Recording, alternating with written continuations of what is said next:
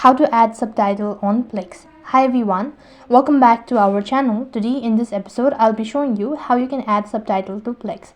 So in order to add subtitle to Plex, all you have to do is just make sure to watch this video till the end and follow the instruction as guided.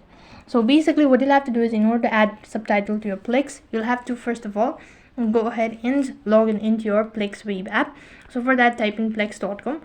And that's going to take you to the official web page. So from here, you have to go ahead and tap on the login button and log in into your account. So once you're logged in, tap on the try bar and go to the settings button. And from here, you'll be able to select the Plex Media server from the horizontal line. After that, you'll have to go ahead and select the agent and choose the library type and the agent to change it. After that, you need to ensure the local media asset is checked, and once you've done that, you can refresh the entire library. And you can also follow the format that are fully supported, either as embedded track or external subtitle as well. I'm going to leave the link on my description box below for the format.